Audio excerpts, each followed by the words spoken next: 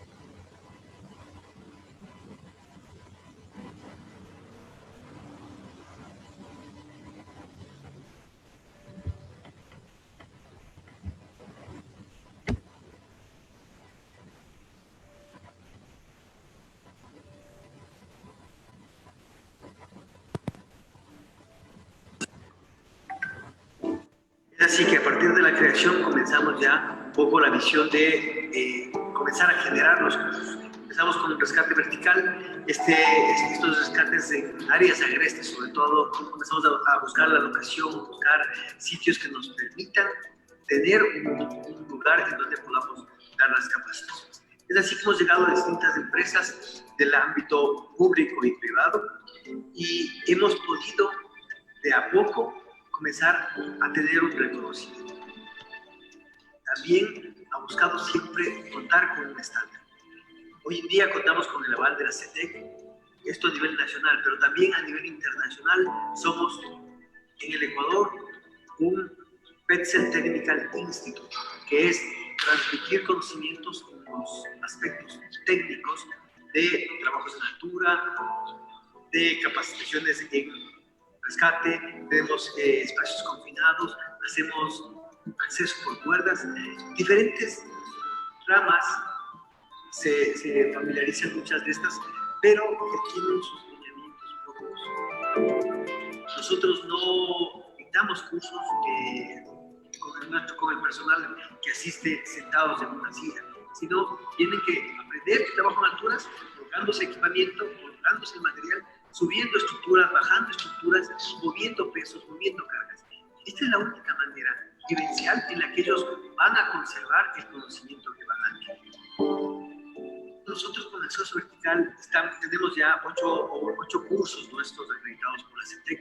En este momento nos encontramos realizando los trámites respectivos para poder acreditar 10 nuevos cursos. Es decir, vamos a ampliar nuestra cartera de servicios en cuanto a capacitación para poder ofrecer más ramas en las que, sin ser todólogos, sin querer saberlo todo, sino siempre trabajando con especialistas en cada una de las áreas. Tenemos profesionales, ingenieros, tenemos personas que estén involucrados en el tema de atención hospitalaria.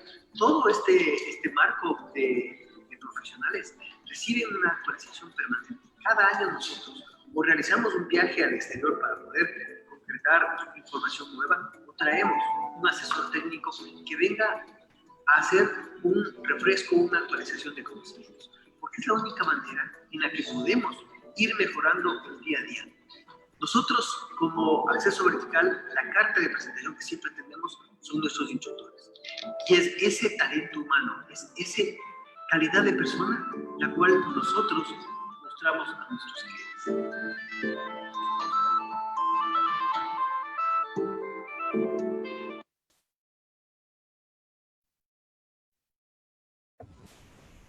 Muy buenas tardes con todos los presentes.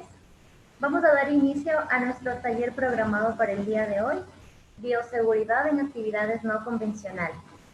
Damos la bienvenida a Roberto Gutiérrez, director técnico de la empresa Acceso Vertical Work y Rescue Training, a nuestro panelista del día de hoy, Fernando Moreno Ayala, médico ocupacional especializado en prevención de riesgos laborales, asesor de la empresa Acceso Vertical en las ramas de salud y seguridad ocupacional. Recordarles a todos los asistentes mantener su audio y video apagados. Podrán realizar sus preguntas durante y al finalizar la charla a través del chat habilitado con este fin. Bienvenidos una vez más a todos los asistentes. Les da la bienvenida el Team Acceso Vertical. Muy buenas tardes con todos. Gracias a todas las personas que nos acompañan una vez más. Estas charlas en línea que estamos como Acceso Vertical compartiendo con ustedes, gracias al apoyo que hemos tenido de diferentes profesionales en el ámbito del rescate, de la seguridad, de temas convencionales, de temas importantes para nuestras actividades profesionales, ¿no? Quiero agradecer y dar la más cordial bienvenida al doctor Fernando Moreno. Él es médico de profesión, tiene una maestría en seguridad y prevención de riesgos. Además, también cuenta con una certificación en gerencia de empresas. Es auditor líder de la ISO 9001-2015. Actualmente también es docente universitario para la maestría de seguridad y salud en el trabajo. También es asesor externo en presión de riesgos laborales y pues es maestrante de la maestría de gestión de riesgos. Mi estimado doctor Fernando Moreno, bienvenido, muchas gracias. Tú nos has acompañado en varios eventos que hemos realizado como Acceso Vertical, en la competencia de rescate en el Raid Rescue, también en la carrera que organizamos como Petzl, en el Petzl Trail Plus. Bienvenido, muchas gracias por tu apoyo. Qué bueno que podamos compartir con todos nuestros amigos esta información que tú nos tienes para el día de hoy, pero también contarles, antes de dar paso a Fernando, que estamos transmitiendo a través de Facebook Live para que ustedes, si en algún momento no pudiera algún compañero, algún amigo conectarse en este momento, lo puede ver después, que quedará ya colgado en nuestra red social de Facebook. Fernando, muy buena tarde, bienvenidos y muchas gracias por estar acá. Qué gusto, querido amigo Roberto, a ti, gracias por la invitación y también a mi estimado amigo Roberto, el otro Roberto Narváez. Qué grato es poder estar con ustedes en estos espacios que sirven en realidad para que todos persigamos el objetivo que tanto requerimos en este tiempo, difícil, por cierto, de pandemia, en donde la situación no está para nada normalizándose, a pesar de que existen muchas regulaciones y disposiciones gubernamentales en donde aparentemente nos están orientando a que todo está regresando a la normalidad. No hay nada más alejado de la realidad que eso. De tal manera que eso es importante recalcarlo, porque es importante este tipo de espacios que nos orientan a que todos podamos comprender, de que todos podamos aprender sobre este tema. Así que a la orden, mi estimado amigo, y bueno, cuando tú indiques, comenzamos. Muchísimas gracias. Es tuyo el panel, por favor, cuéntanos de acuerdo a tu experiencia, de acuerdo a ese nivel profesional que tienes, y qué bueno que podamos compartir en estas profesionales o estas actividades no convencionales, ¿no? Como son justamente las tareas de rescate, las tareas que se realizan como primeros auxilios. Los bomberos también hacen unos trabajos diferentes, entonces a ellos estamos apuntando la charla del día de hoy. Bienvenidos todos, gracias Fernando. Gracias a ustedes. En efecto, esta charla está dirigida para las actividades no convencionales. Hemos escuchado hemos escuchado demasiado, diría yo, sobre las actividades rutinarias que caracterizan a toda la bioseguridad, a todos los cuidados que debemos tener nosotros dentro y fuera de casa, etcétera. Pero en realidad para actividades no convencionales no se ha escuchado mucho. Lo que les traigo yo es una suerte de propuesta para básicamente poder hacer dos cosas. En primer lugar, compartirles algunas experiencias importantes que se necesita para que todos estemos enfocados, canalizados en la bioseguridad. También algunos conceptos y definiciones, los criterios más comúnmente utilizados en relación al COVID ante el alarmante nivel de desinformación actual. Yo he dicho en varios lugares a donde he tenido la oportunidad de asistir en calidad de invitado que en realidad aquí tenemos dos virus. El primero es el que causa esta lamentable enfermedad en el contexto de la pandemia, y el segundo el virus de la desinformación, que ha hecho que las personas pues utilicen las redes sociales y utilicen demás medios para poder desinformarse. Y no conformes con desinformarse, ellas desinforman a la comunidad en general, y eso lo que causa es pánico, es una paranoia colectiva. Y en una situación tan complicada como estas, ustedes saben muy bien, todas las personas que hacen la parte de gestión de riesgos, ustedes saben muy bien que es casi que un pecado no tener autocontrol, no tener conciencia y tranquilidad de la información que se maneja. Y después de esto, lo que quiero yo es compartir las mejores prácticas de bioseguridad para aplicación en actividades poco difundidas actualmente. Y al final de todo este espacio, me gustaría poder abrir un pequeño espacio, si es que tú me lo permites, Roberto, Por para supuesto. preguntas y respuestas, o sea, para que la gente pueda preguntar. No he tenido hasta el momento un foro en el cual no se realicen preguntas relacionadas con este tema del COVID. Y a pesar de que nuestro tema se circunscribe a actividades poco frecuentes, poco habituales, el COVID es un tema general, así se lo ha catalogado, así es que vamos a estar prestos a responder preguntas de cualquier tipo relacionadas con el COVID.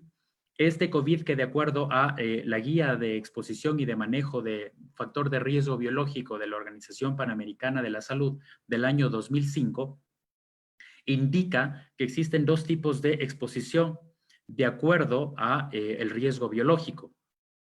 Y para esto quisiera primero enmarcar toda esta conversación en que estemos claros en que vamos a hablar de un factor de riesgo biológico, ¿verdad? De acuerdo a la definición legal, el factor de riesgo biológico son todos los microorganismos que pudiesen estar o no en el medio ambiente de trabajo y que tienen potencial de causar peligro y causar una consecuencia negativa en el cuerpo humano. De tal manera que con esta exposición, con este antecedente, tenemos que existen dos tipos de actividades. Las actividades que tienen exposición deliberada al factor de riesgo biológico COVID y las actividades que no tienen una exposición deliberada. Entonces, en lo que respecta a la exposición deliberada, prácticamente todos los medios, todas las campañas, o por lo menos la mayoría de ellas se ha volcado a poder hablar sobre este tipo de exposición. De hecho, se le conoce como la primera línea. Ocupaciones, profesiones cuya razón de ser es la exposición mediante la manipulación, procesamiento o similares del riesgo biológico. Ahí está la exposición deliberada a los microorganismos, al muestreo, al procesamiento de muestras, al contacto con secreciones y a las demás fuentes de contagio o transmisión, ya en esta fase de la pandemia que ahorita tenemos, que es comunitaria. Y después tenemos las actividades de exposición no liberada, que son todas las que no se enmarcan en la primera.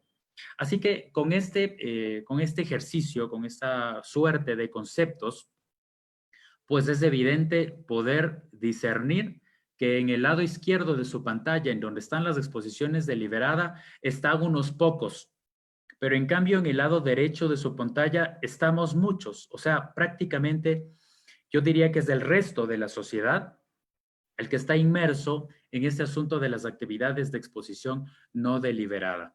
¿Cuál es el meollo del asunto? El problema es que las actividades de exposición no deliberada son las más expuestas, son las que más riesgo al contacto tienen, porque probablemente los protocolos de bioseguridad no están suficientemente ajustados como para que se pueda evitar o en todo caso minimizar el riesgo.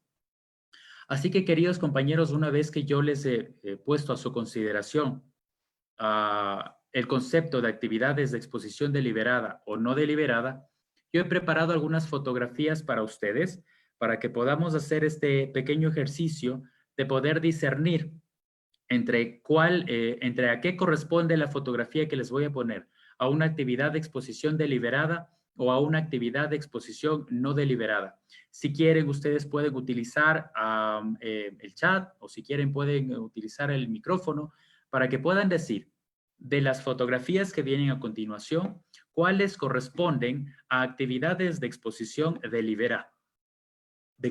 deliberada o actividades de exposición no deliberada, considerando estos riesgos. Insisto simplemente en una cosa.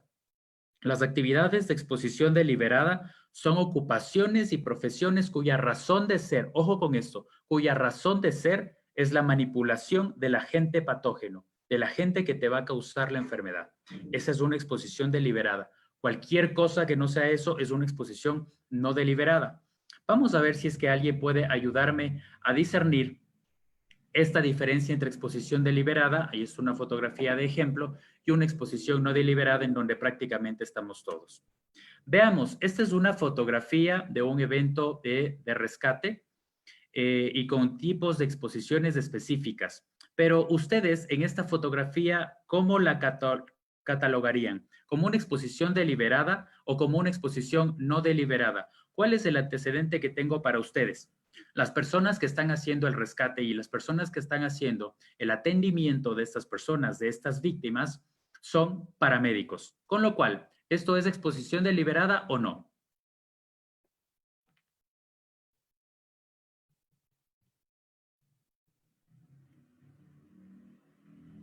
Juan Francisco, a quien le mando un saludo, dice que es una exposición deliberada. Vamos a ver.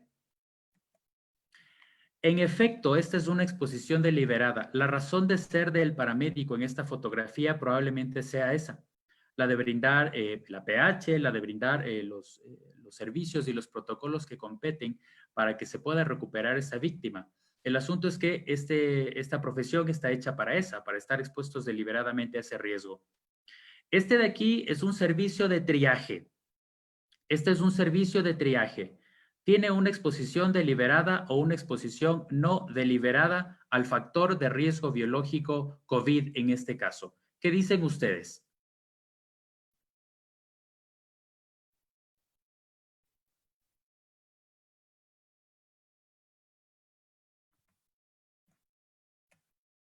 Evidentemente, esta de aquí es una exposición deliberada. El personal sanitario, de hecho, es el personal que se encuentra en primera línea junto con algunas otras profesiones y sí, es una exposición deliberada al riesgo. En el triaje también hay mucho del que hablar. No lo vamos a abordar y profundizar en esta ocasión, pero en triaje hay muchas cosas de las que hablar. Por ejemplo, la protección personal, la bioseguridad, los equipos de protección, los corredores de descontaminación, que no son lo mismo que los túneles de desinfección. En todo caso, sí, esta de aquí sí es una exposición deliberada. Ok, perfecto, gracias Roberto. Aquí tenemos otra fotografía. Este es un banco, ahí está una cajera de banco y ahí está el cliente. ¿Esto de aquí es una exposición deliberada o una exposición no deliberada?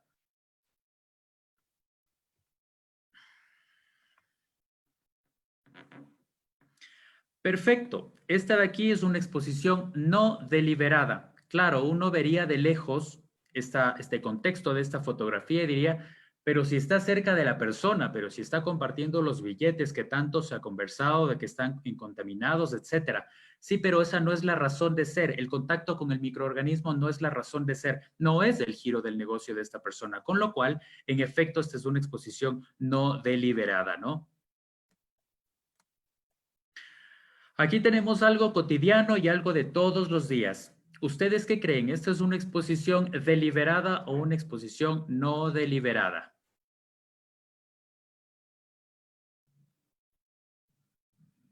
Esto sí que es algo más real, ¿no? Esto es algo que nos compete mucho más. Aquí tenemos algunos agentes que están en algún tumulto con personas. Unas personas están colocadas las mascarillas, otras personas no. Unos agentes están colocados el visor facial, otras personas no. Y aquí tenemos, a mi criterio es deliberada, por aquí dicen es una exposición no deliberada.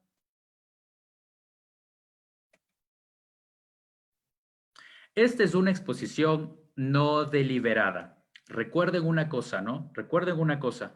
Las exposiciones deliberadas son las profesiones y ocupaciones, bajo ciertas circunstancias, cuyo giro del negocio y cuya razón de ser es precisamente la exposición al microorganismo. Pero esta podría ser una exposición accidental. La de los paramédicos, por ejemplo, no es una exposición accidental porque ellos se dedican precisamente a eso, con lo cual es bien importante poder discernir cuáles son estos criterios y estos conceptos. Vamos también a algunos ejemplos que nos acercan un poquito más a lo que se hace, a lo que la mayoría de ustedes pueden hacer todos los días. Este es un ejemplo de esta fotografía en donde, ¿qué piensan ustedes? ¿Es una exposición deliberada o no deliberada?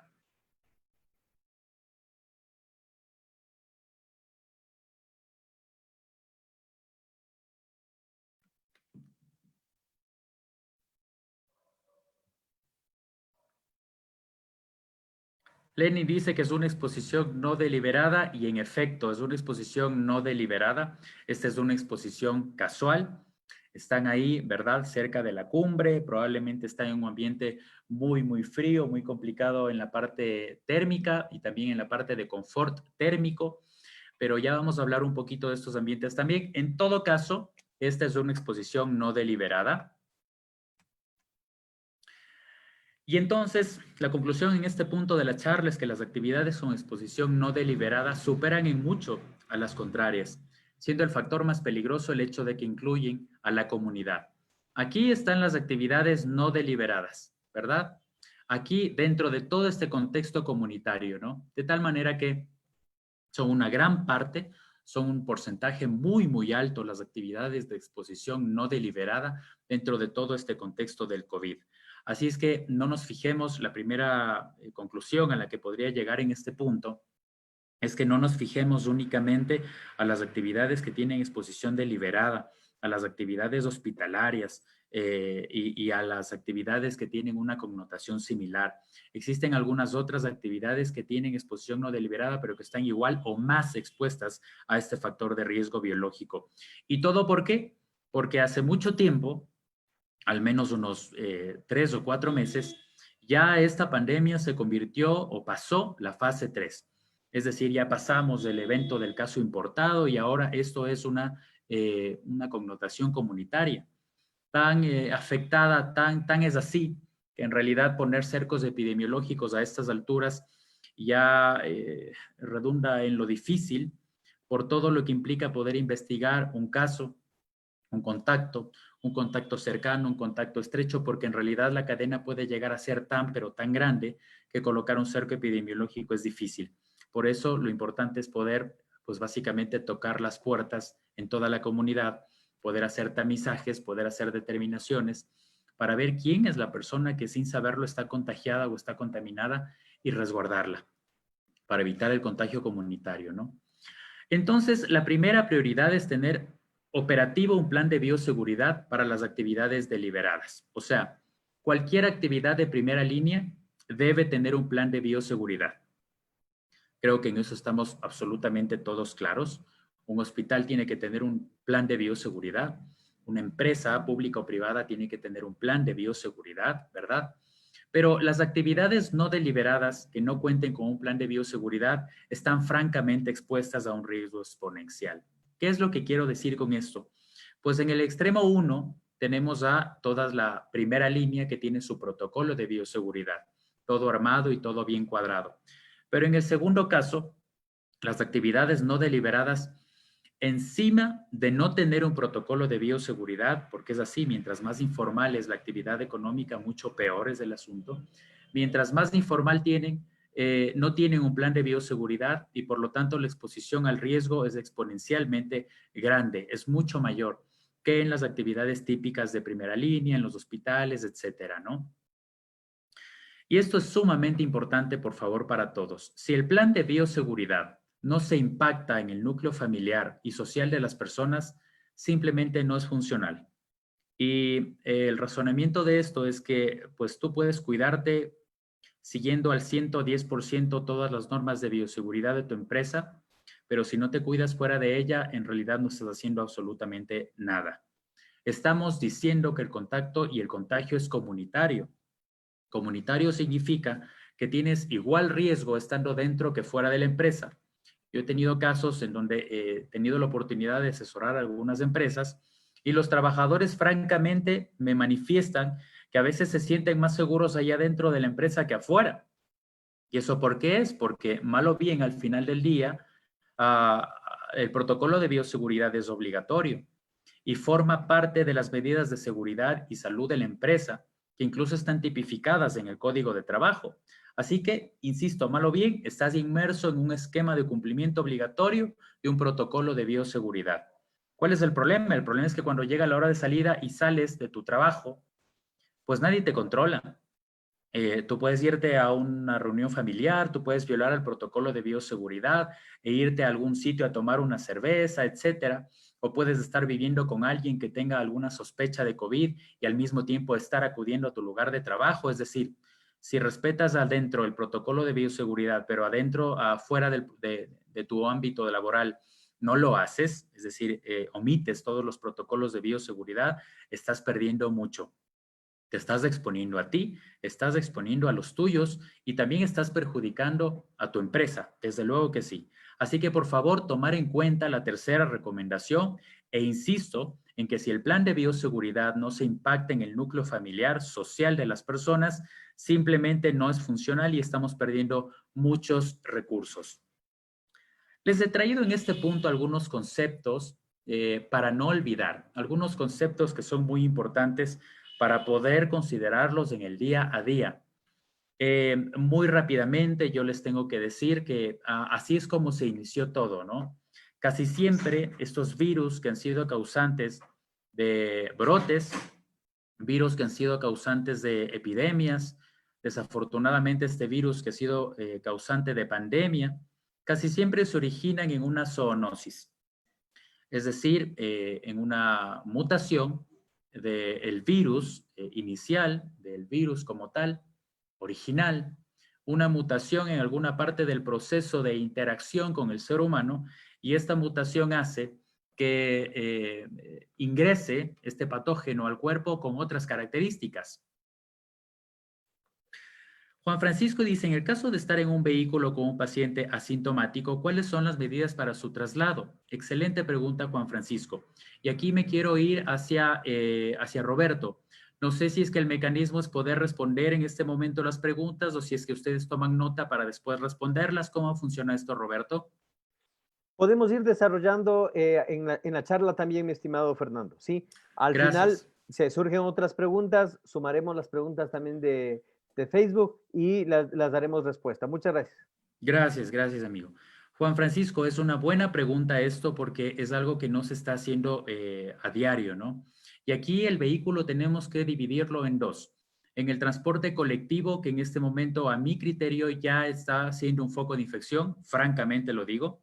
Y el segundo son los vehículos particulares.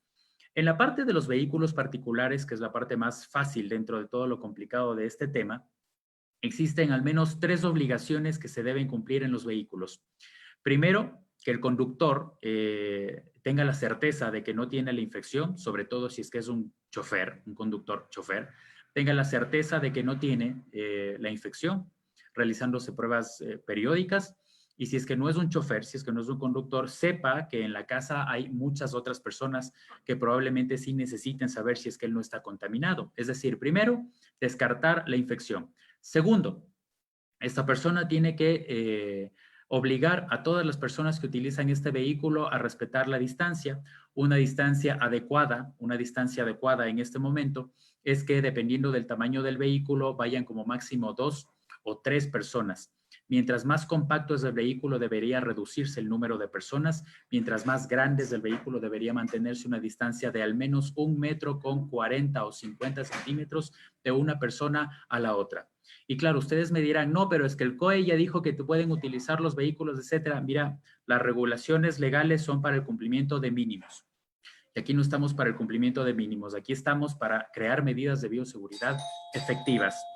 Y en tercer lugar, la tercera medida que debería establecerse para un conductor es la obligatoriedad de poder hacer una limpieza y sanitización de la cabina, ya sea de la cabina del vehículo que está conduciendo, de la furgoneta o del camión, de lo que sea, él tiene la obligatoriedad de hacer una desinfección de superficies. ¿Con qué se puede hacer la desinfección de superficie? Se pueden utilizar 3 cosas y las voy a nombrar desde la parte menos tóxica para el ser humano hasta la más, la que tiene más efectos secundarios. La menos tóxica evidentemente es el alcohol antiséptico de uso humano. Con eso sí se puede limpiar las superficies. De hecho, si ustedes tienen un computador o una mesa que utilicen frecuentemente, acostúmbrense por favor a hacer una limpieza y desinfección de las superficies con el alcohol antiséptico. Es una muy buena idea, sobre todo si es que tiene un uso frecuente. El segundo componente que suele utilizarse es el amonio cuaternario de 5ª generación, porque el de 5ª generación suele ser un poco menos tóxico que el de otras características. Y en tercer lugar está el hipoclorito de sodio, que tiene efectos secundarios que ya están documentados, inclusive derivados de afección a las mucosas de vías respiratorias u oculares y también a dermatitis de contacto o dermatitis alérgica en el caso de que no se utilicen las medidas de bioseguridad. Aquí una puntualización, Juan Francisco. Cuando se puede utilizar el alcohol antiséptico para limpieza de superficies está sumamente bien y se puede utilizar inclusive sin la necesidad de el uso de la protección de manos, por ejemplo. Pero cuando se utiliza amonio cuaternario o hipoclorito o el hipoclorito, es una locura poder hacerlo sin equipo de protección y es una locura hacerlo en presencia de otras personas. Así es que con esas tres aclaraciones, insisto, sí es una buena práctica de bioseguridad poder hacer estas medidas para el traslado de personas de manera segura, ¿no? Así es que les estaba diciendo que este virus muta desde el huésped natural, que podemos ver aquí en la gráfica en la parte izquierda. El huésped natural casi siempre es el murciélago o un roedor. Y a partir de aquí, en donde es un hospedador natural, pasa o a una de dos, a un segundo huésped o a un huésped definitivo. Existen pocos casos en donde pasa un huésped definitivo y se queda ahí. Generalmente en el reino animal, este tipo de coronavirus, que existen cerca de 45 cepas diferentes, este coronavirus pasa del primer hospedador a otro animal y se cierra ahí el círculo, no pasa nada. El problema es cuando pasa de un primero o de un segundo hospedador en forma de mutación a un hospedador humano. Ahí es el problema. ¿Por qué? Porque el sistema inmunológico del huésped humano, del cuerpo humano, del organismo, no reconoce ningún componente y ninguna estructura de este virus y por lo tanto lo único que puede hacer es o una de dos, o aprender en la marcha a reconocer a este virus o pues simplemente darle algún tratamiento para que neutralice el virus. Desafortunadamente, en la parte del COVID no existe tratamiento, por lo tanto nos queda solo la primera opción. Y esa primera opción ha generado una pandemia. Pero hay que estar claros en una cosa. Estos coronavirus han estado con nosotros ya muchísimo tiempo, mucho tiempo anterior. De hecho, hay coronavirus que son encargados también del resfrío común, junto con otro que se llama el rinovirus, sin ningún tipo de inconveniente aparentemente. Pero cada vez que ha habido una zoonosis, cada vez que ha habido una mutación importante, se han generado al menos 3 históricos potenciales y mortales, desde luego, que han afectado a varios países. En el 2002, por ejemplo, este síndrome respiratorio agudo severo, conocido como SARS, ocasionó una epidemia terrible que alcanzó a muchos países. En el 2012, el síndrome respiratorio del Oriente Medio, que fue causado por que los dromedarios tenían una zoonosis con respecto a sus criadores, se generó también una afectación muy importante a nivel colectivo y ahora tenemos el más grave de todos. No habíamos tenido una epidemia hace, pues digo yo, hace centenares de años, que es este síndrome respiratorio agudo severo COV-2. ¿Por qué COV-2? Porque en realidad el virus del coronavirus está desde el inicio. El SARS 2002 es un COV, o sea, es un coronavirus. El MERS del 2012 es un COV.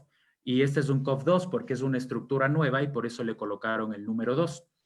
¿Qué necesito que ustedes verifiquen en este caso? El asunto respiratorio, ¿no?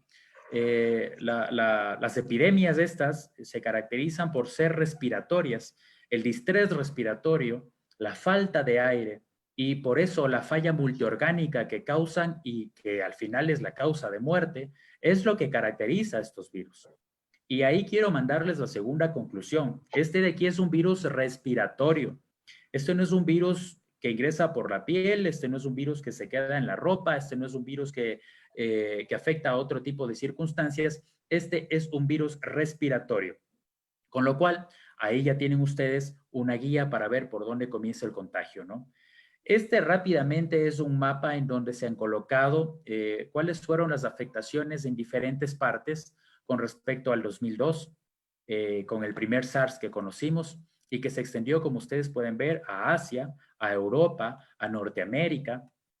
Después, en el 2012, tuvimos la presencia del síndrome respiratorio del Medio Oriente, que también fue un COV, ubicado ya en la parte de los Emiratos Árabes, en Asia, ya subió a Rusia también, Europa, África, prácticamente toda la África meridional y del norte estuvieron afectados por este síndrome y también, desafortunadamente, afectó al norte de América.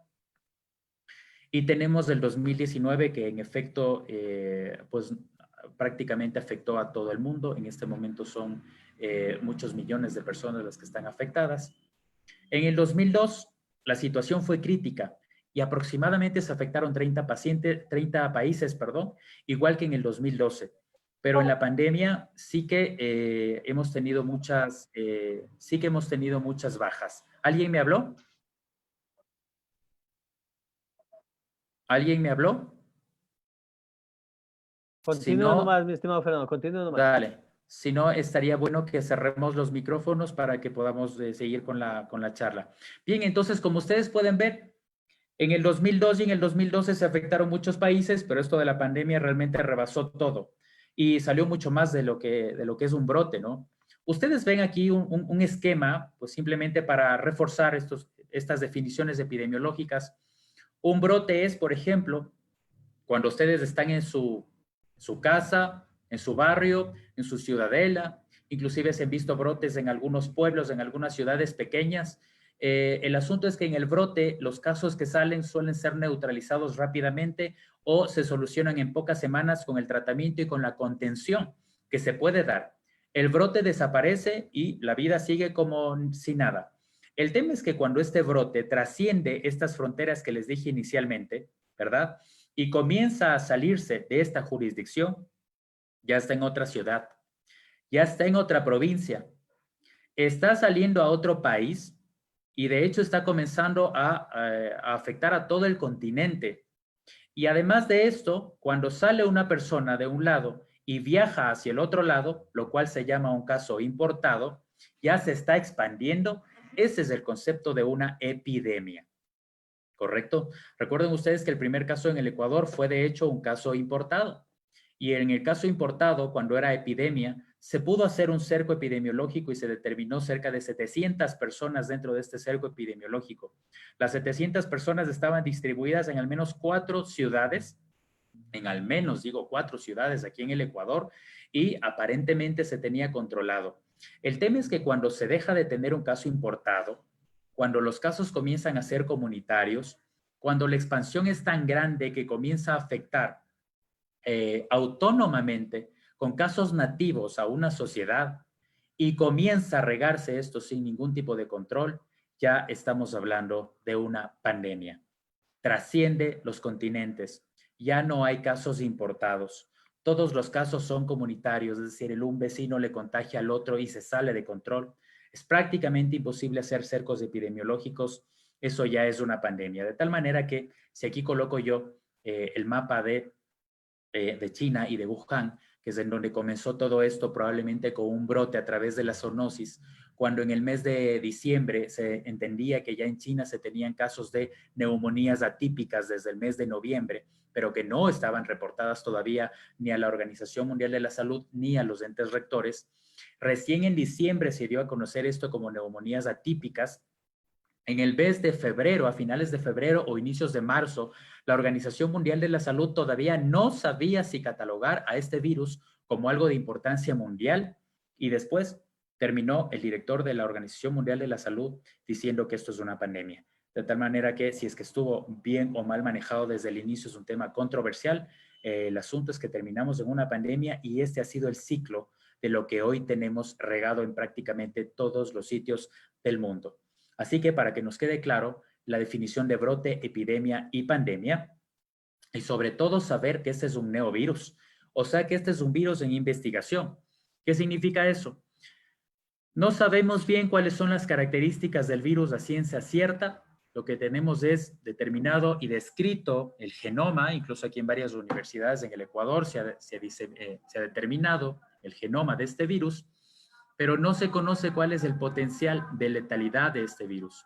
Al inicio, y ustedes se acuerdan, al inicio en las noticias decían Pues mira, si tú tienes coronavirus, vas a tener fiebre, vas a tener malestar general y probablemente tengas una dificultad para respirar. Eso se decía al inicio de todo esto. Ahora, ¿qué tenemos? Ahora tenemos dos cosas que son relativamente nuevas. Primero, tenemos el síndrome inflamatorio generalizado en los pacientes pediátricos, en donde se está encontrando una asociación muy fuerte con el coronavirus. Segundo, tuvimos el asunto de la pérdida del olfato y la pérdida del sentido del gusto, que ahora hay estudios que están francamente colocándonos como uno de los signos cardinales del COVID-19. Y ahora tenemos que existen más casos asintomáticos que casos sintomáticos. O sea que hay gente en la calle que probablemente tenga dentro el virus y no se entera, o sea, no lo sabe. Y está replicando, cada persona se entiende que tiene el potencial de contagio de 3 a 4 personas más. Así que cuente usted, si es que hay una persona que tiene estado de portador en su casa o en su vecindario y que ha estado en contacto con otras 5 personas, pues ahí multiplique cada una de esas 5 personas por 4 y usted ya va a ver cuál es el potencial de expansión de este virus, ¿no? No hay tratamiento, como les dije, por ahí se han investigado unos 3 o 4 opciones de tratamiento, pero no, en realidad más cerca está la vacuna que el tratamiento. También se han inventado por ahí los compuestos derivados del cloro, de los cuales hay suficiente evidencia científica de los efectos secundarios de esto, más que los efectos beneficiosos, de tal manera que estamos en un proceso de investigación. Yo les digo a mis alumnos, inclusive, es posible que esta información que les estamos dando en este momento cambie de aquí a 2 semanas. No podemos evitar esto. Así que bajo ninguna circunstancia exponerse a un agente patógeno cuyos potenciales no conocemos. No te expongas a lo que no conoces. Si no lo has estudiado bien, si no sabes cuáles son las características y los potenciales sobre el organismo, no te expongas. ¿Y cómo tenemos que hacer para no exponer? Evidentemente tenemos que adelantarnos a ese riesgo y hacer mecanismos de prevención. Además de los mecanismos de prevención que están enfocados a un tipo de personas, deberíamos también hacer mecanismos de contención que va enfocado a otro tipo de personas, y la prevención y la contención tienen un colchón enorme y este colchón enorme no tiene por ninguna circunstancia que perderse de vista. Ese colchón se llama la educación. Gente educada y con conocimientos oficiales es gente que replica, es gente que genera cultura y es gente que ayuda a hacer el trabajo que todos estamos queriendo, o sea, evitar los contagios, solamente con la educación. No le puedes obligar a alguien a que haga las cosas porque sí, tienes que darle un asidero, tienes que darle cuáles son las razones por las cuales necesitas que esta persona lo haga. ¿A quién va dirigida la prevención? El individuo y la comunidad que aún no ha sido contagiado y que no ha desarrollado inmunidad. Eso significa aplicar acciones para evitar que esto suceda. O sea, ni siquiera yo tengo el reconocimiento del virus adentro. Así que no me voy a exponer, voy a seguir fuentes oficiales de información, voy a educarme adecuadamente y voy a evitar que el virus venga a mí.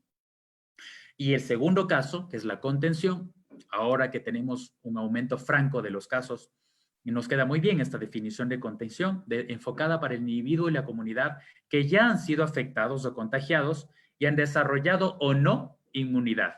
Aplican acciones para evitar la diseminación del virus, ya sea en estado asintomático o con la comprobación diagnóstica u orientación epidemiológica de la enfermedad. ¿A qué me refiero con la comprobación diagnóstica?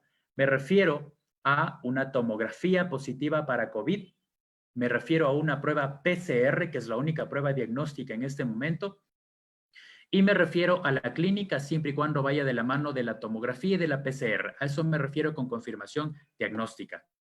Y orientación epidemiológica me refiero a todo test o prueba que tenga relación con el estado inmunológico, o sea, a una prueba rápida, cualitativa o cuantitativa. ¿Cómo se hace esto? Es decir, ¿cómo se hace la prevención? Yo aquí he enumerado y probablemente muchos de ustedes en sus empresas, en sus organizaciones, en su día a día, necesiten poder replicar estos conocimientos en su entorno. Estos son algunos de los temas inclusive que deberían darse en charlas educativas a nivel comunitario. Esto ya no es un tema laboral ni mucho menos, esto es un asunto de todos, de las calles, de las actividades que hacemos, para distraernos, entretenernos, deportivas, etcétera, para poder hacer educación y bioseguridad efectivas. ¿Qué voy a entregar como temario en educación? Características del virus, características de la enfermedad, cómo se puede interpretar adecuadamente las pruebas, y esto tengo mucho y todos los días, doctor, ¿qué significa esta prueba? ¿Cuándo tengo que hacerme esta prueba? ¿Por qué no me hacen esta otra prueba? ¿Qué significa? Etcétera. Equipos de protección y en mayúsculas, bioseguridad. Y cuando tomo la bioseguridad y la transformo en temas para dar en charlas, en la bioseguridad debería darse al menos, aplicación de lavado de manos, uso de la mascarilla, distanciamiento físico, sanitización y desinfección de las superficies. En cambio, cuando hablo de contención, o sea, evitar que esto se disemine más, en la parte de educación tenemos que abordar algo que pocas veces se trata, el impacto en la salud mental de que una persona tenga una prueba positiva. No es fácil. No todos los días recibes una prueba COVID positiva y cuando tú recibes la prueba y dices, ¿y ahora qué hago con esto? Si hasta la noche anterior yo estuve viendo en las noticias que todo está muy complicado, que hay muchos casos, que ahora está mi vecino contagiado, mi familiar, etcétera, y ahora quien tiene la prueba positiva soy yo. ¿Qué hago entonces? Así que el soporte psicológico o psicosocial que se pueda dar en este caso es muy importante. El aislamiento y el cerco epidemiológico, contactos y casos, pruebas de control y el alta epidemiológica que ahora lo está utilizando mucho el Ministerio de Salud y el IES. ¿Qué es el alta epidemiológica? Pues básicamente es tomar la recomendación de la CDC de Estados Unidos que indica que después de 10 días se puede dar por concluido el periodo de aislamiento en una persona siempre y cuando haya sido asintomática y esta persona puede reintegrarse a sus actividades regulares. ¿Por qué? Porque probablemente el riesgo de contagio es menor. El asunto es que las curvas del comportamiento del virus dicen lo contrario. Aquí tenemos una pregunta. Si se mantuvo la cuarentena desde marzo hasta junio, va al oriente a trabajar, se realiza PCR y prueba rápida, sale en negativo y se estaba expuesta a pacientes asintomáticos, al momento de regresar a su provincia se realiza PCR cuantitativa y rápida, salen negativos. ¿Se corre el riesgo de contagiarse? A ver, aquí hay que separar dos cosas. Primero, que tienes pruebas que son francamente negativas, con lo cual, en teoría, tú no tienes contagio. Tú no tienes en el papel contagio, tú no tienes el coronavirus. En teoría, digo, deberías poder seguir con tus actividades regulares. El tema es que tenemos que separar la parte de las pruebas versus el contacto y la interacción que yo tengo con las personas. Y ahí juega mucho la bioseguridad. Que tú estés en contacto con personas sospechosas, asintomáticas o con casos inclusive asintomáticos, pero que te sigas haciendo pruebas y estas pruebas, sobre todo las diagnósticas, salgan negativos, a mí lo que me dice es que tú estás haciendo un protocolo de bioseguridad adecuado, que estás manteniendo la distancia física adecuadamente y que probablemente si es que te haces una prueba cuantitativa, hay una posibilidad de que la inmunoglobulina G, que es la del reconocimiento inmunológico, la de la memoria para reconocer al virus, esté activa. Pero si tienes pruebas diagnósticas que salen negativas, tú no tienes el virus. ¿Riesgo de contagiarte? Por supuesto que sí, porque las pruebas no son prospectivas, o sea, las pruebas no te pueden decir lo que va a ocurrir, pero sí que te dicen lo que ocurrió hoy y los contactos que has tenido en al menos las 2 semanas anteriores a la prueba, ¿verdad? Y después, les decía que el alta epidemiológica. Pero el asunto es que la curva del comportamiento del virus no dice lo que dice la CDC. Mientras la CDC habla de los 10 días del periodo de seguridad, en realidad se han documentado casos en donde las pruebas siguen saliendo positivas hasta después de 28 días. Yo particularmente he tenido casos de hasta 60 días con pruebas positivas, pero el asunto es que ahí hay que sopesar el tiempo de la curva activa del virus, cuándo tú puedes hacer una prueba para que salga de nuevo negativa, qué significa si es que una prueba PCR sigue saliendo positiva y aún después de todo haber pasado los 28 días, porque pueden ser trazas del virus que están haciendo que se refleje el positivo en esa prueba y probablemente necesites investigar la fiabilidad de la prueba, la sensibilidad, la especificidad, ¿verdad? Algunos hechos reales, queridos compañeros, para ustedes son estos, ¿verdad? Aquí tenemos por lo menos unas 3 o 4 superficies y aquí tenemos por lo menos unas 3 o 4 actividades que sí están catalogadas como de riesgo, aunque no alto, pero están catalogadas como de riesgo para una posible contaminación, más que contagio, para una posible contaminación.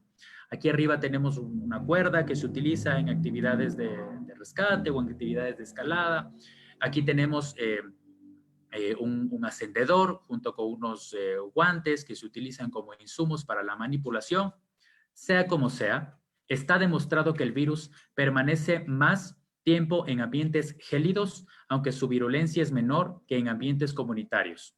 Es decir, en otras palabras, si es que tú te subes a una montaña o si te subes a un nevado y tienes en tu cuerda, tienes en tu mochila, en tu equipo, el coronavirus, a pesar que la regla dice que si tú estás en un ambiente ventilado, el riesgo es mínimo de contagio, en ambientes gélidos, en ambientes de páramo, en ambientes bajo cero, sí está demostrado que el virus puede quedarse, ¿correcto? El asunto es que se queda el virus, pero normalmente no tiene un potencial tan grande de contagio, así como fuese en ambientes el clima de la ciudad, por ejemplo. Así que, ¿qué riesgo hay neto de eso? El riesgo de que tú manipules la cuerda o el insumo que sea, el riesgo de que tú no tengas bioseguridad y después manipules tus mucosas y por ahí podría quedar un contagio, aunque insisto, el contagio y la transmisión está catalogada como de bajo riesgo. Otro hecho real. El uso de sustancias químicas, fíjese, aquí está en un lado está un piolede, en el otro lado está la persona que está con el magnesio en polvo. Bueno, el uso de sustancias químicas puede inhibir el contacto del virus con la piel porque se ha demostrado que el magnesio particularmente crea una capa que tiene una suerte de citostático. O sea, eso significa que le neutraliza un tanto al virus. ¿Cuál es el problema? El problema es que si es que tú después de utilizar estos insumos no haces una higiene adecuada y sigues utilizando frecuentemente esta sustancia, no solo que tienes el riesgo propia de la falta de higiene, sino que además hay un riesgo químico, porque el magnesio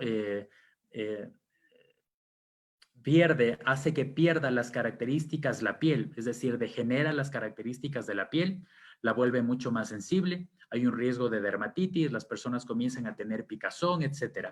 Es básicamente lo mismo que ocurre con las personas que están utilizando el alcohol gel y que piensan que el alcohol gel es superior al agua y el jabón. Es básicamente eso, ¿no? Hay personas que viven al lado con un alcohol gel, que conversan con el uno, con el otro, se ponen el alcohol gel encima de las manos sucias y creen que las manos ya están desinfectadas. Y nada más allá de la realidad. Lo que más fácil les va a ocurrir a esas personas es que terminan con una dermatitis a que estén protegidos realmente, ¿no? Aquí tenemos dos tipos de insumos que se utilizan muy frecuentemente en el ámbito del rescate o del APH. Los polímeros como el plástico tienen gran capacidad de guardar en su superficie el virus, sobre todo cuando se almacenan los insumos sin limpieza o desinfección. Vamos a ver. Si es que tú estás manejando una camilla, una NES o una FEL, si tú estás manejándolo esto de una manera habitual, si es que tú estás teniendo muchos pacientes, si los pacientes pueden ser sospechosos y tú lo único que haces es guardar la camilla, probablemente nuevamente empaquetarle y guardarle en la bodega que está cerrada con llaves para tu seguridad física, estás haciendo mal. Estás haciendo mal. Cualquier objeto que esté en la intemperie por un periodo de 72 horas pierde la carga viral, cuando sospechamos que tiene el virus, pierde la carga viral y por lo tanto se puede guardar, se puede almacenar. No necesariamente con limpieza y desinfección. Fíjese lo que estoy diciendo, que es muy interesante. Cualquier cosa que se deje a la intemperie por 72 horas podría no lavarse y desinfectarse si es que el riesgo es menor, si el riesgo es mínimo. Y cualquier cosa que tenga un riesgo elevado, como por ejemplo esta de las fotografías, obligatoriamente tiene que someterse a una limpieza y desinfección de las superficies antes de poder guardarlas. Es básicamente eso. Porque se ha demostrado que en el polímero, en el plástico, el virus puede quedarse hasta de 3 a 4 días aproximadamente. Recuerden que hay 3 superficies donde el virus puede quedarse más tiempo. En el metal, y dentro de estos en el aluminio y en el acero inoxidable, en el plástico y en la madera, ¿no? Son los tres principales que en donde suele quedarse el virus. Y aquí hay una cosa cotidiana del día a día, que es el contacto con los usuarios, es el contacto con los pacientes, el contacto con las personas, ¿no? Con los pasajeros. Actividades en donde el distanciamiento es difícil, porque es así, hay cosas que tú no puedes controlar. Por ejemplo, esta fotografía, claramente tú tienes que cumplir con tu tarea y no puedes cumplir con el distanciamiento físico que te pide la norma. Así que ahí, ¿cuál es la clave? 3 cosas. Primero, saber que cuando tienes un contacto estrecho, cuando llegas a los 15 minutos, cuando superas los 15 minutos, ya te vuelves un contacto estrecho. O sea, cuando tú estás con una persona a menos de 1 metro y peor aún sin protección y trascienden 15 minutos y después 16, 17, 20, media hora y sigues con esa persona, tú ya eres un contacto estrecho. Epidemiológicamente eso significa que tú deberías tener un criterio de aislamiento, de separación. Así que trata de que no llegue ese tiempo, por favor, trata de alejarte lo más que puedas. En segundo lugar, desinfección a la brevedad. A la brevedad, la desinfección, el lavado de manos. Si tienes el alcohol gel después del lavado de manos, bien, si no, con el lavado de manos está suficiente. Si tienes una mascarilla desechable, bótala rápidamente en los recipientes adecuados. Si tienes una mascarilla lavable, haz el recambio necesario. Si tienes que cambiarte de ropa, hazlo rápidamente. E insisto, no es porque el virus te infecte por la ropa o por la piel. Es que básicamente cuando tú estás contaminado en la ropa, en tus insumos, en tus equipos, tú te coges y si es que no te lavas las manos y te tocas después las mucosas, está demostrado que las mucosas orales, las mucosas nasales, las mucosas óticas son una fuente de contagio del coronavirus. Así que eso, junto a tener una protección reforzada y desechable, de ser posible desechable, es lo mejor que puedes hacer cuando tienes actividades en donde el distanciamiento es difícil. Y a propósito de actividades no rutinarias, no convencionales, este es el estatus actual de todas las regulaciones que el COE nacional ha sacado, por lo menos hasta el 12 de septiembre, me parece que es que todo ya se va a relajar, entre comillas. Bueno, este es el estatus actual que tenemos para el plan de reactivación deportiva. Ahí ustedes pueden ingresar en este link y pueden bajarse todas las guías que se necesita para el asunto de las actividades deportivas fundamentalmente, ¿no? ¿Qué otras cosas tenemos que saber en este caso? La transmisión es aérea, no se olviden de esto. Se da a través de gotículas, es decir, de estas gotas, de este flush que sale cuando tú hablas, toses, estornudas. Así que existen de 2 tamaños, las que son de más de 10 micras y las que son de menos de 10 micras. Las de más de 10 micras son pesadas. Cuando tú estornudas o toses, esas partículas tienen el potencial de viajar, de acuerdo a lo que dice la CDC, hasta 1,80 m y de acuerdo a lo que dice la OMS, inclusive 2 metros. Y las que son pequeñas, es así que tienen el potencial de expandirse. Por ejemplo, cuando uno hace una actividad deportiva como el trote o como el ciclismo, hay un estudio en Alemania que ha demostrado que las gotículas pueden quedarse en el aire por pocos minutos, desde luego, pero por 10 metros. O sea que las gotículas pueden dejar una estela de hasta 10 metros. Imagínense la locura que es eso. De tal forma que el uso de la mascarilla, sin duda alguna, es lo más importante.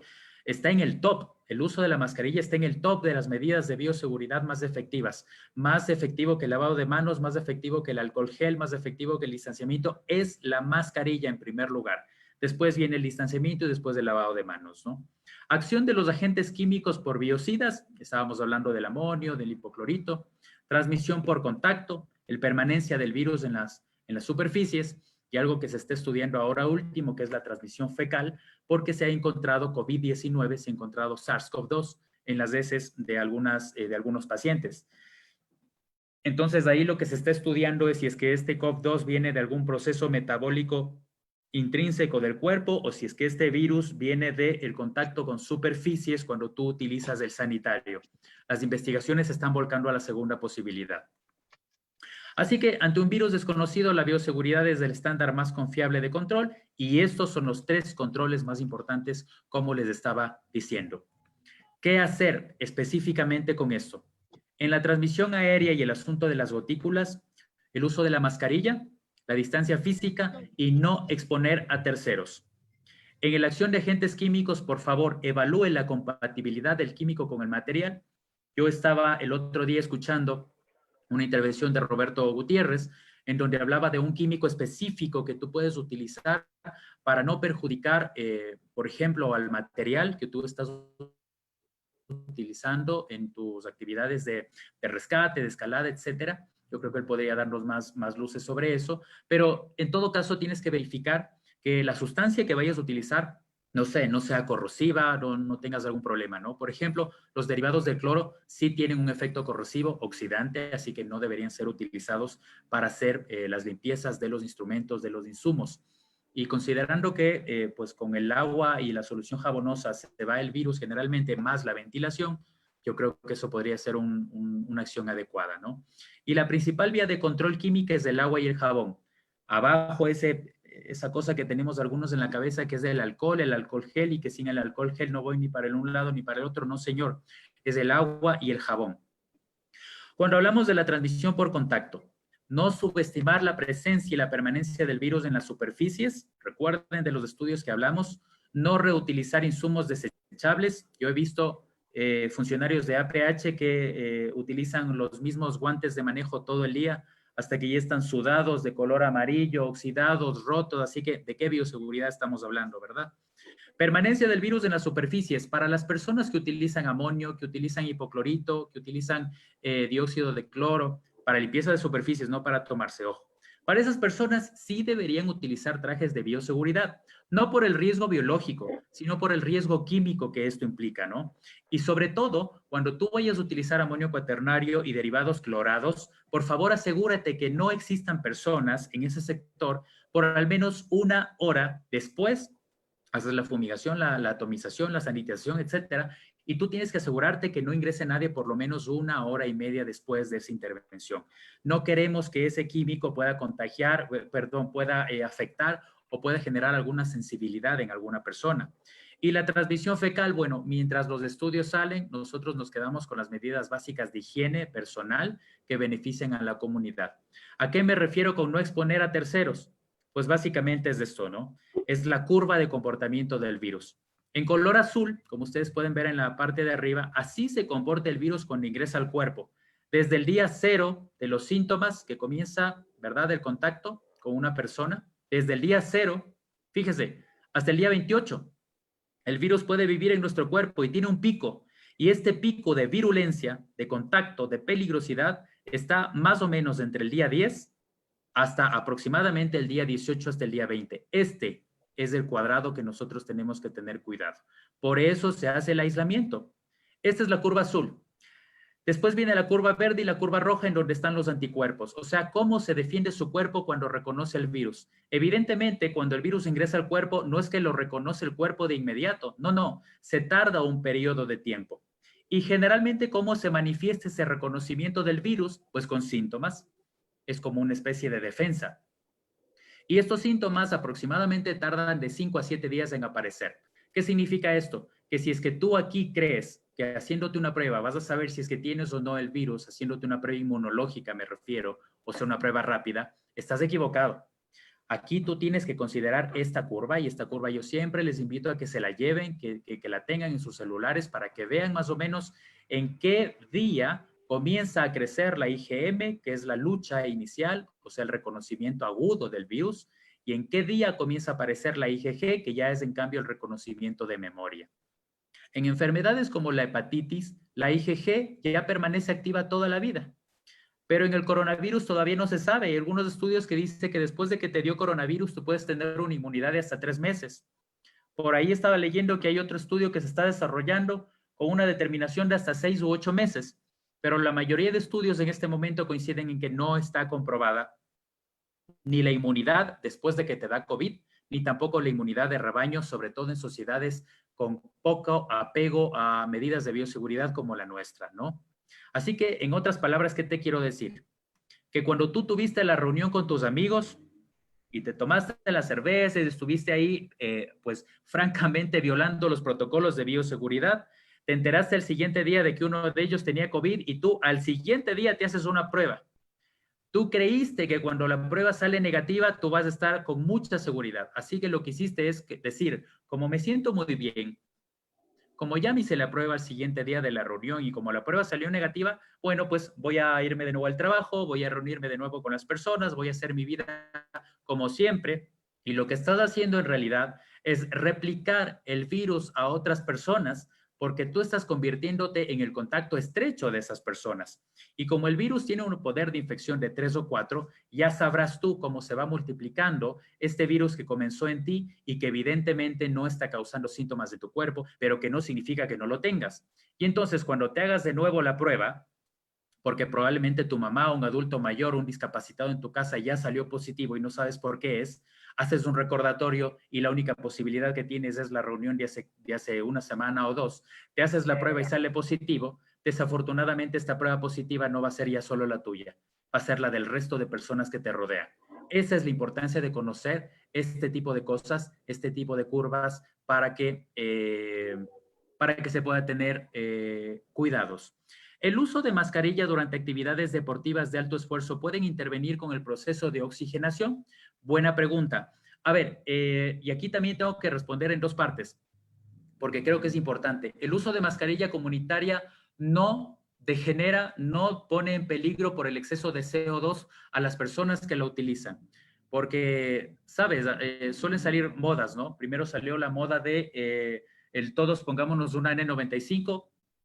Después salió una moda de todos, cuidado, se vayan a dejar tomar la temperatura con el infrarrojo porque les va a dañar las neuronas y les va a desprender la retina. La otra moda fue tómense todos el dióxido de cloro porque eso ha sido buenísimo para el COVID. Y después salió también esta creencia de no usen las mascarillas porque está causando hipoxia, decían algunos, está causando distrés respiratorio, nada más alejado de la realidad. No está comprobado que el uso prolongado de mascarilla comunitaria o sanitaria, como le dicen en Europa, cause una acumulación de CO2 y por lo tanto un desorden en el cuerpo.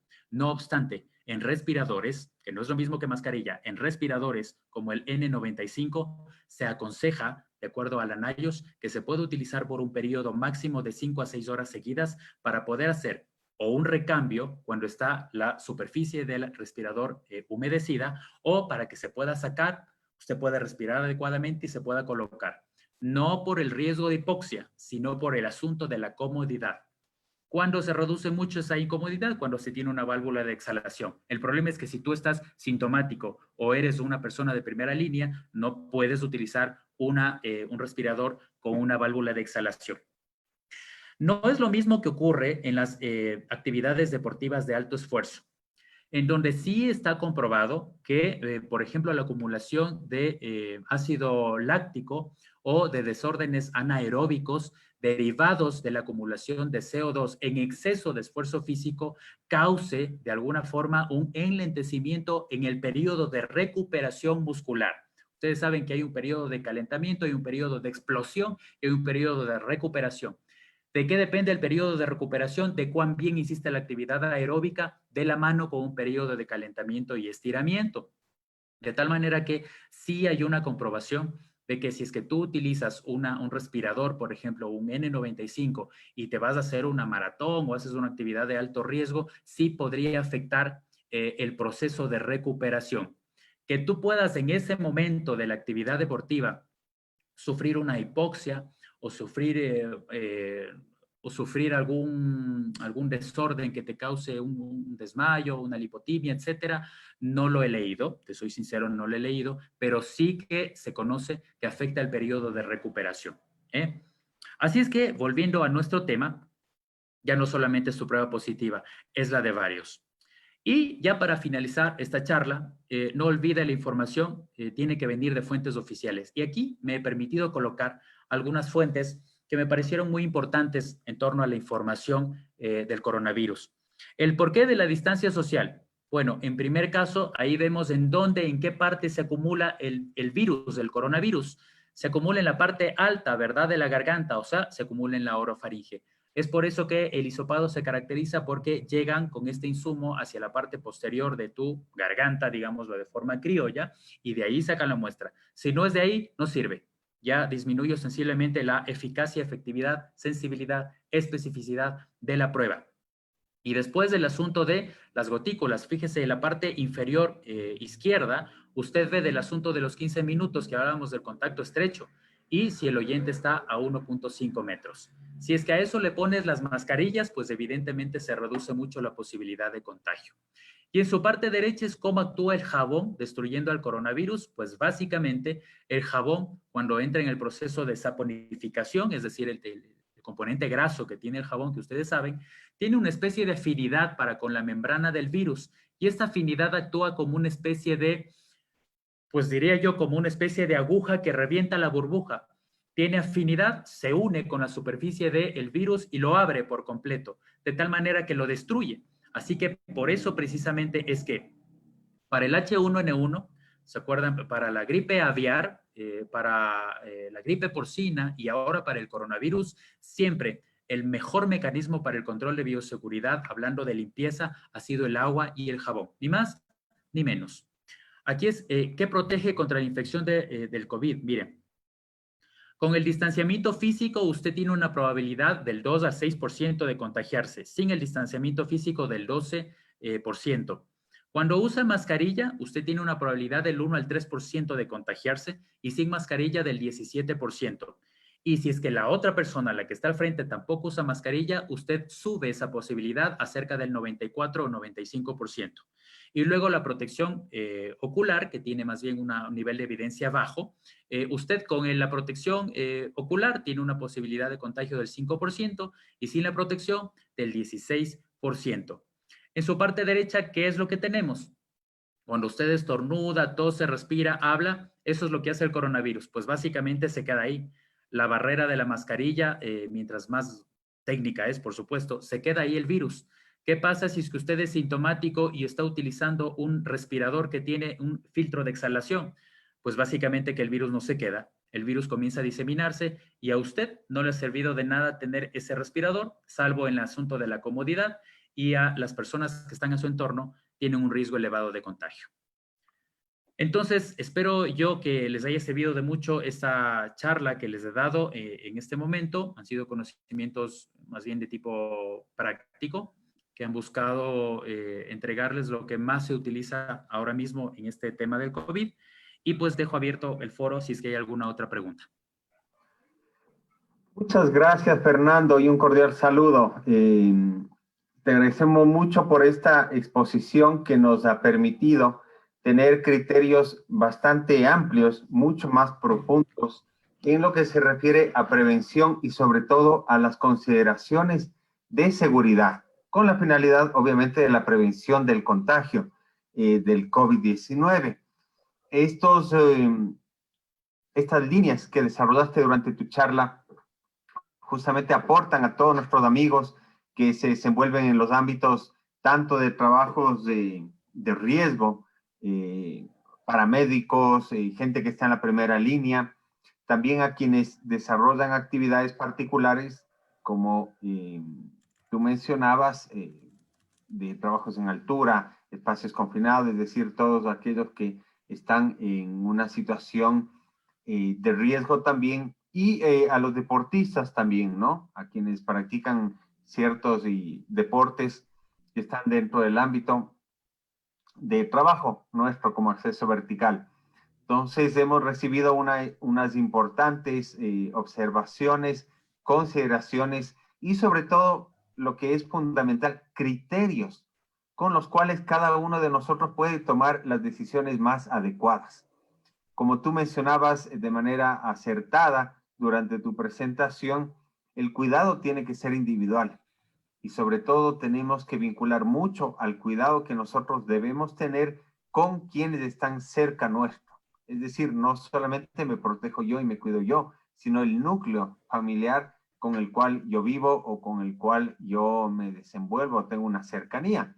Todos tenemos personas, adultos mayores dentro de nuestra familia, todos tenemos personas vulnerables, alguien que tenga problemas de asma o problemas cardiorrespiratorios o diabetes, en fin, que son ahora enfermedades mucho más comunes de lo que existían antes, o ha existido un mejor diagnóstico y por tanto ya hay una identificación de esas problemáticas de salud en círculos cercanos.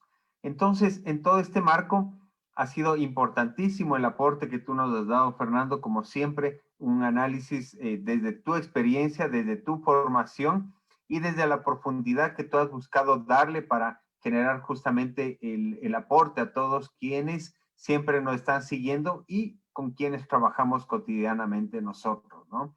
No solamente en la formación, sino en la asesoría técnica y demás. Entonces, agradecido contigo, mi querido Fernando. Yo quiero ver si es que hay alguna persona que esté con alguna pregunta pendiente.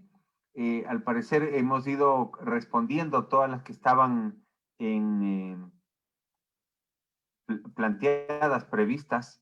No sé si es que se nos quedó alguna. Roxana, si tú revisaste algo, Michelle, por favor, del team que está detrás de nuestros amigos que nos hacen las presentaciones. Bueno, Roberto, si es que me Cuéntame. permites, a mí mismo se me quedó una pregunta porque veo que Denise, además del asunto de la mascarilla, ha preguntado si es que se recomiendan las mascarillas deportivas, y yo lo que le quiero decir es que recuerden que hay un estudio alemán en donde dice que las actividades deportivas pueden dejar una estela de riesgo biológico, con lo cual, si la actividad deportiva es de alto impacto, procura no estar en contacto estrecho, procura tener el distanciamiento adecuado y trata de no utilizar por un periodo seguido esta mascarilla. Trata de hacerlo, digamos, con paros, con pausas, para que de esa forma evitemos cualquier efecto secundario. Eso nada más, Roberto. Gracias a ti, Juan Francisco, por las felicitaciones. Perfecto, muchísimas gracias, Fernando. Yo creo que en esta dinámica que hemos tenido, que ha sido bastante interesante, que tú has podido ir respondiendo las preguntas, creo que todas han sido aclaradas. Esa que tú la viste me parece perfecta, sobre todo porque es en el ámbito de las personas que hacen actividades al aire libre, deportivas. Y bueno, ahora que se abren las montañas, yo quisiera preguntarte algo, Fernando. ¿Qué previsiones o qué consideraciones puntuales podríamos tener de prevención a quienes quieren salir a escalar, por ejemplo? Gracias por esa pregunta, súper buena. A todos los que nos gustan estas actividades, algunas veces tenemos un poco de temor de poder salir a realizarlas. La primera ventaja que se tiene en el asunto de escalada, en roca me refiero, es que está al aire libre, de tal manera que esa ya es una ventaja por definición. La segunda ventaja que tenemos ahí es el asunto de que está comprobado de que las sustancias químicas como el magnesio pueden ayudar a que se forme una especie de capa para evitar que se adhiera el virus con la misma facilidad de que se adhiere en tus actividades regulares. La desventaja que hay es que, pues evidentemente usando una mascarilla o una protección, de alguna forma se vuelve mucho más incómodo porque es una actividad de alto desgaste. ¿Qué es lo que yo recomendaría en las actividades de escalada? Primero, dirigido hacia los equipos. Por favor, recuerden que los equipos tienen que limpiarse, tienen que lavarse con mayor periodicidad que la normal, sobre todo los que tienen mucho uso. Incluso yo he visto que hay personas que no sé, préstame el rig o préstame el asegurador, etcétera. No, o sea, lo que primero hay que saber es que estamos diciendo que las superficies de contacto metálicas es una de las superficies en donde más se queda el virus. Si yo soy asintomático, o sea, no sé que tengo el virus, si yo cojo el insumo que tengo, ¿verdad? Para poder manipular y para poder hacer el trabajo, si yo le presto este insumo a la otra persona, yo estoy regando el virus. Y la otra persona, si es que resulta que no tiene mi mismo nivel inmunológico para defenderse, es mucho más probable que desarrolle síntomas. De tal manera que ahí es un foco de infección en prestarse las cosas.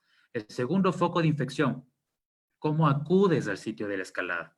¿Estás acudiendo en grupo? ¿Haces el mismo grupo de amigos que antes, en donde pues dicen, sabes que no nos ha de pasar nada?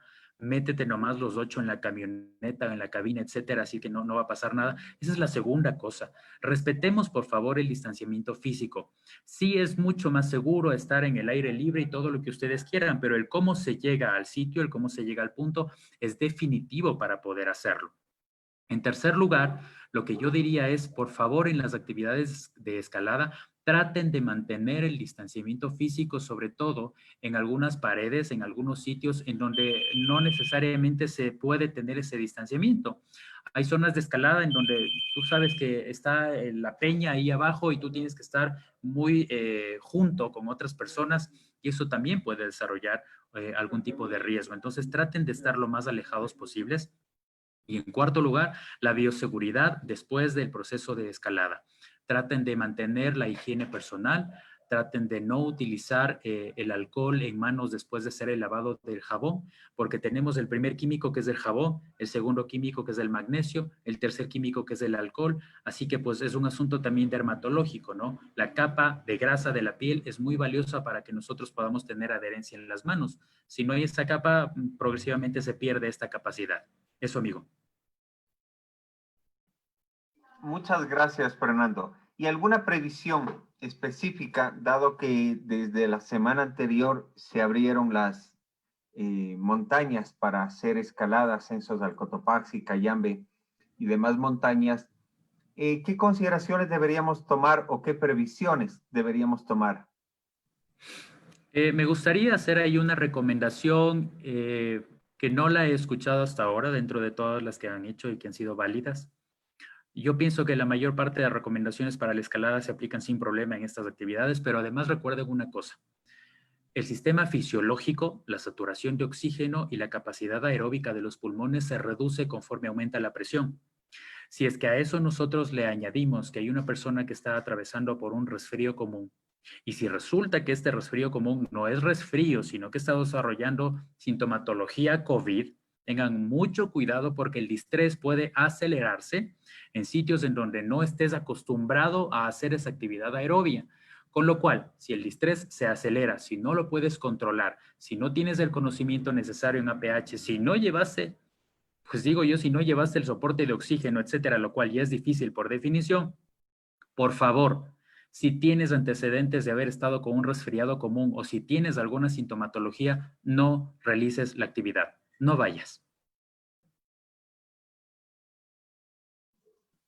Excelente, muchísimas gracias, Fernando, tus recomendaciones, tu análisis, y estamos seguros que todos nuestros amigos las van a tomar de manera de seguir siendo un aporte en este proceso de mantener un nivel de contagio al mínimo posible, limitar las actividades sociales siempre es lo fundamental, como tú dabas todas las indicaciones, seguirlas, incorporarlas dentro de nuestros procesos, de manera de que esa seguridad que siempre hemos tenido como el puntal de nuestra forma de actuar, se siga consolidando y se siga reproduciendo en las prácticas cotidianas, que nos van a llevar a que garanticemos que la seguridad de nuestro núcleo familiar no se vea afectada por cualquier tipo de estas acciones sin las previsiones necesarias.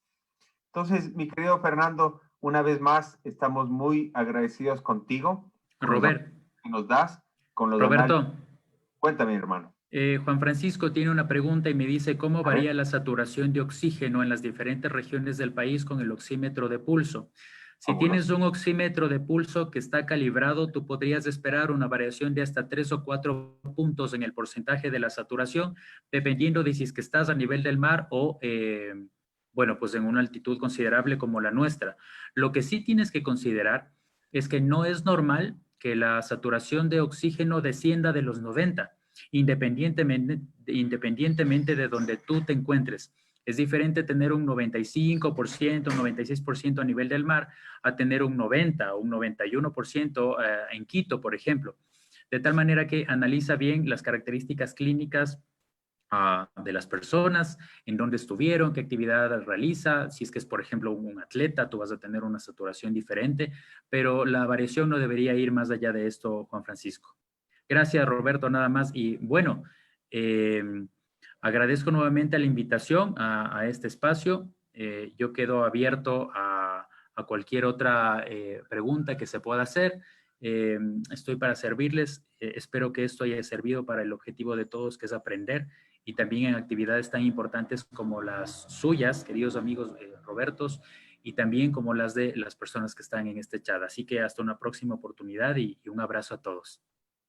Muchas gracias, Fernando. Un saludo a todos y recordarles que están abiertas todavía las inscripciones a varias actividades que estamos desarrollando como acceso vertical de manera online, unos procesos de formación que van a permitir que ustedes continúen con la formación en estos tiempos que, si bien tenemos que mantener la distancia, hemos desarrollado una plataforma online para que ustedes no dejen de formarse, de capacitarse, aprovechar un poco el tiempo en de protección personal, seguridad en operaciones teletransportadas, y en unas 2 semanas vamos a estar sacando unos 2 programas igual 100% online que van a ser gestión de riesgos en actividades al aire libre, cómo realizar nuestra planificación, prevención de riesgos, planes de salida y consideraciones adicionales. Muchísimas gracias, Fernando. Un fuerte abrazo, siempre con esa alegría, con esa disposición de compartir, y vamos a seguir invitándote en otras actividades que vamos a tener a continuación. Te agradecemos muchísimo, y a todos los amigos que han estado pendientes de nuestras charlas técnicas. Que tengan una muy buena noche y sigan cuidándose. Abrazo a todos. Gracias, chao.